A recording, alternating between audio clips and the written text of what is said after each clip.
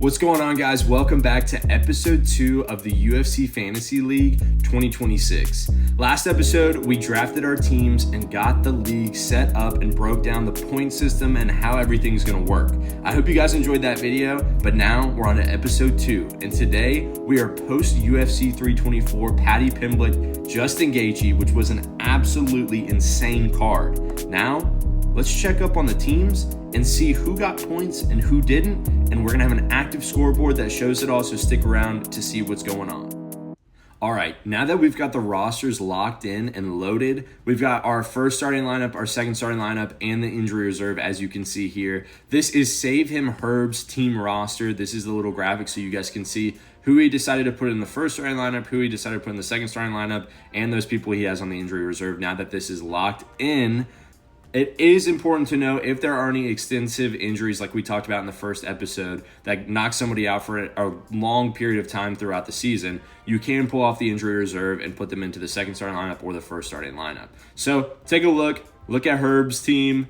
Tell me what you think. I think he's got a really solid roster. He's got some great guys. He did use 2 champion spots as allowed in the draft. He has Ilia Topuria and he has flyweight Joshua Van as his 2 champions in his starting lineup, or just on his team in general. I guess you could put a champion on the injury reserve, but I don't know why you would do that. So this is Herb's team. Remember it. And yeah, let's check out the next lineup.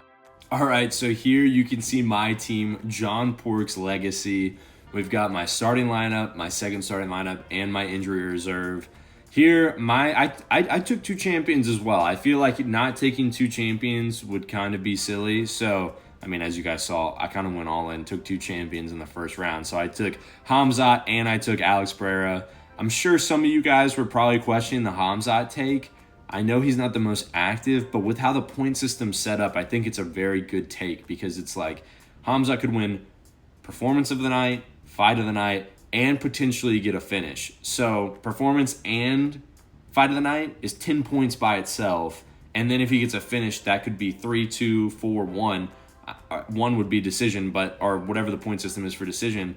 So it's like, yeah, he could stack up 10 points in one fight, where some fighters could fight, not get a Dana White bonus, and just get a decision KO or sub and only get 2 or 3 or 1 points, you know? So like, I'm taking the risk there, obviously, with his activity, but I'm banking on that he's going to have a performance of the night, fight of the night, and a finish. So I thought that was a good one. Some of my other sleepers that I like Iwo, I like Adebougutier, I like a lot of my team, obviously. That's why I drafted him. You guys tell me who you like the most, who you think I stole in the draft, where you think I did good, where you think I could have done better. And yeah, if you think I could have done better, what would you have drafted and what spot would you have drafted in? Because, you know, with how we did it with one person being able to go first and take their first 8, I thought it was very interesting. It makes you really dig into the bag and find those guys that might not be on everyone's radar, I guess. So yeah, tell me what y'all think of my team, and let's check out Connor's Winter Snow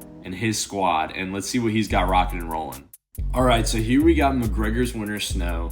I think McGregor's Winter Snow has one of the sneakiest drafts for sure. I think he took some pretty big risk, but I think they could pay off big if they go as planned. So McGregor's Winter Snow, he selected as his champions, he took Islam Makhachev, which I thought was one of the best picks. I was surprised that he got him where he got him in the draft. I thought that was an absolute steal. And then his second champ, he took, who did McGregor Snow take for his second champ? Does he only have 1 champ? McGregor's Winter Snow, only rocking with 1 champ. How do y'all feel about that? You guys think that's a good play? You think it's a conservative play? You think maybe he has someone who becomes champ and gets more points? It's actually a good play that I didn't think about. He does have Max, who is the BMF champ. I love the BMF, but it's not an actual title for this league specifically. So Islam is his only champ. He's got the BMF champ and Max Holloway. But yeah, only 1 champ. Who's y'all's favorite person on McGregor's Winter Snow's team? Horiguchi? Sneaky one, maybe. We don't know. He's kind of a big question mark. He's just now returning to the UFC. I'm interested to see how he does. I think that he may have a fight booked soon, so we'll see on that. As far as his other guys, he's got great finishers like BSD. He's got John Silva. He's got Khalil Roundtree, Steven Asplin, newcomer in the heavyweight division. Who's y'all's favorite person on this team? I'm interested to see what you guys think. And yeah, let's get in to post UFC 324 and let's see who scored points for these three teams, and let's see who did the best for the first fight of the season. Check it out. Man, oh man, UFC 324 was absolutely loaded. And I have to say, I am shocked with some of these outcomes that we saw. Let's start with Save Him Herb. His squad had 2 total fighters on this card, both drafted in his first starting lineup. Umar Nurmagomedov at 135, or bantamweight, as you can say, and Derek the Black Beast Lewis at heavyweight. So, let's see what happened. Umar fought his first fight of the season against Figgy and had a solid performance, but nothing too crazy, just a solid performance, I would say.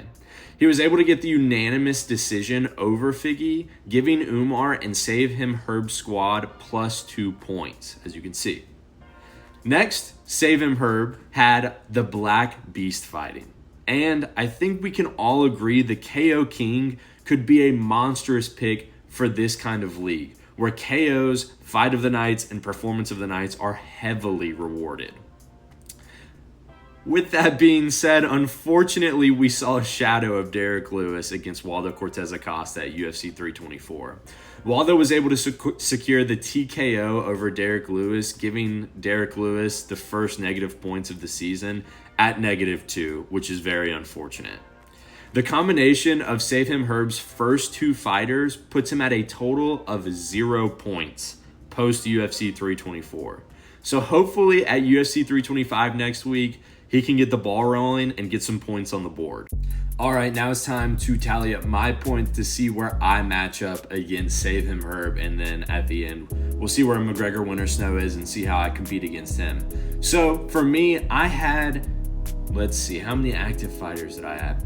I had 2 active fighters on UFC 324, and I like the outcome. So the first fighter I had was on the prelims. We've got Atiba Gaethje, absolute beast. I thought this guy was going to be, I still do think he's going to do very well throughout the season. I think he's going to be very active this year. I think he's going to be able to get ranked soon as well.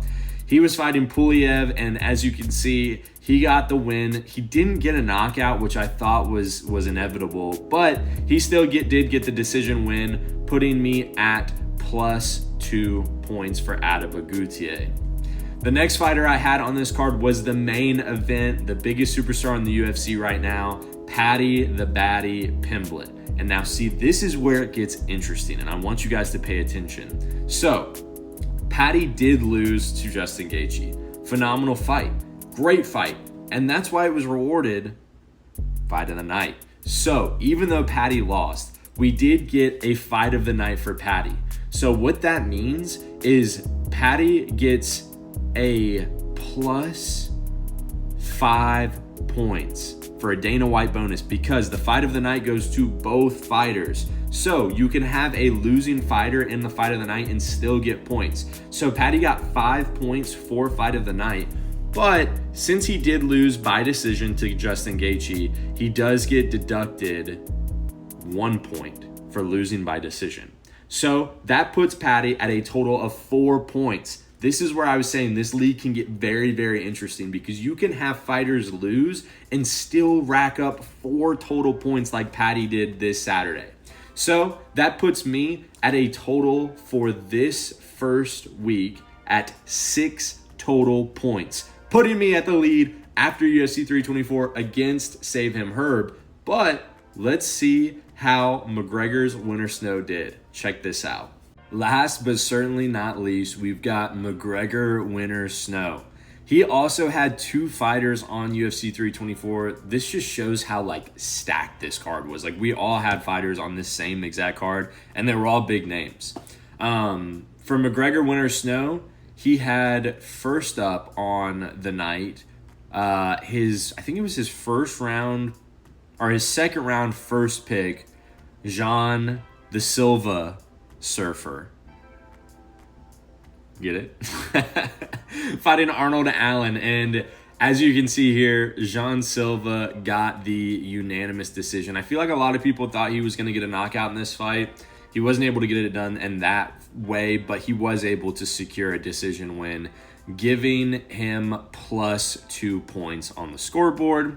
Next, McGregor's winner Snow had, you know who it is, the other superstar in the UFC, Sugar Sean O'Malley facing Song Yadong. Another one. I think a lot of people think the Sugar Show was going to be able to get a KO here. Unfortunately, he didn't get a KO for McGregor's winner Snow, but he was able to get the unanimous decision victory, giving him plus 2 points. That totals McGregor's winner Snow to 4 total points for UFC 324 to start the season. So, John Pork's Legacy is in the lead at plus 6 points over all 3 teams in the league. I'm super stoked about it.